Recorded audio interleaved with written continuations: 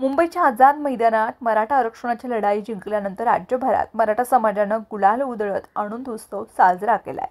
Hyderabad gadget, Satara गॅझेटसह Manoj Jarange Patil यांनी केलेल्या बहुतांश मागण्या ह्या मान्य करत सरकारनं त्यांचा GR काढलाय।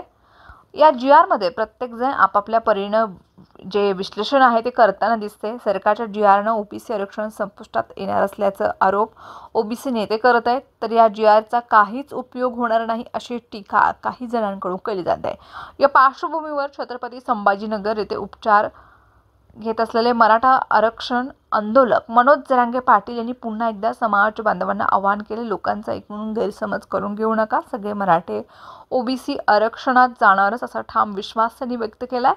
हैदराबाद गॅझेटच्या नोंदी लक्षात घेऊन मराठा समाज OBCत जाणार आहे, अफवांकडे दुर्लक्ष करा असा सल्लाही जरांगे पाटील यांनी दिलाय। मराठ्यांनी जीवाची बाजी लावली आहे, लक्षाला जे यश मिळालं ते सगळं यश माझ्या मराठा बांधवांचं आहे, मी मात्र नाममात्र आहे।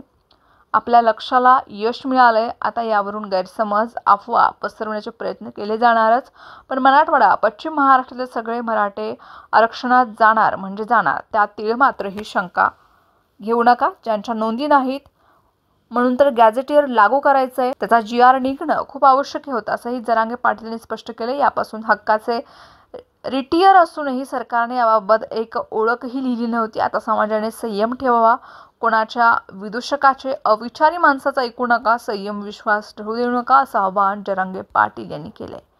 ज्यांना आरक्षणाच्या मुद्द्यावरून राजकारण करायचं होतं त्यांनी या निर्णयामुळे पोटदुखी होणारच।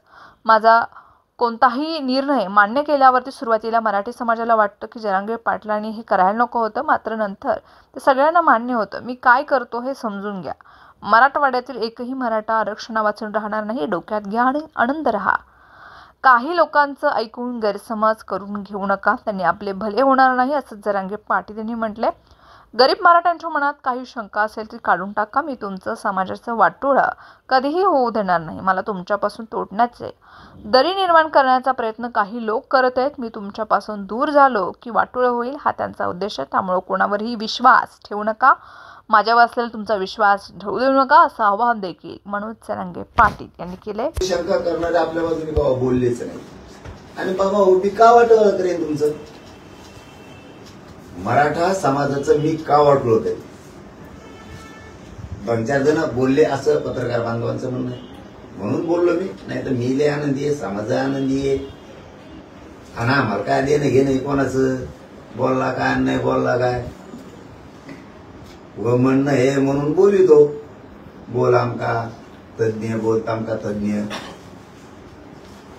परत याच्याही पलीकडे सांगतो, जर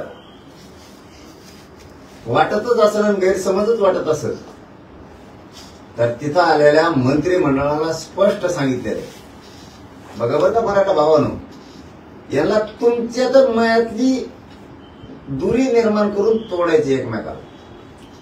मी एकदा तुमच्यापासून बाजूला गेलो की वाटोळं झालं ही यांचा उद्देश, आणि मी प्रखरपणानं फक्त आणि फक्त मराठा समाजाच्या लेकी बाळीचं पोरा बाळांचंच कल्याण करतो। आणि मग आता हे विषय संपले तर चांगला ह्या मनोज जरांगे पश्चिम महाराष्ट्र मराठवाडा जर आरक्षणात गेला तर खाली काय राहील, आपल्याला बोंबलायला काही मिळवायला काही नाही राहील। त्यामुळं कुणीही विश्वास ठेवायचा नाही। पुन्हा तेच सांगतो की मी का वाटलो करीन तुमचं, त्याच्या पुढचं सांगतो, जर असनच गरीब मराठ्याला काही शंका या असल्या या बारोळ्या लोकांमुळं संभ्रम निर्माण करणाऱ्या लोकांमुळं यांचे हात पाय मन आणि मस्तक कवाच आपल्या बाजूने चाललेलं नाही। यांचं कधीही मन मस्तक यांची बुद्धी आणि विचाराचे संस्कार मराठे सोडून सरकारच्या दिशेनं पावलं गेलेले, सरकार कोणतं असू द्या हे त्या सरकारकडून बोलतो, ठीक आहे काय देणे घेणे त्यांना आपलं महत्व यायची गरज नाही, सोडू द्या, मी आहे ना जिवंत आहे तोवर मी तुमचं वाटोळं करायचं असतं ना। 58 लाख नोंदी शोधून 3 कोटी मराठ्याला आरक्षण दिलं नसतं, मुलीला मोफत शिक्षण दिलं नसतं, सारथी मार्फत निधी घेऊन पोरांना पुढे जायला मदतच केली नसती,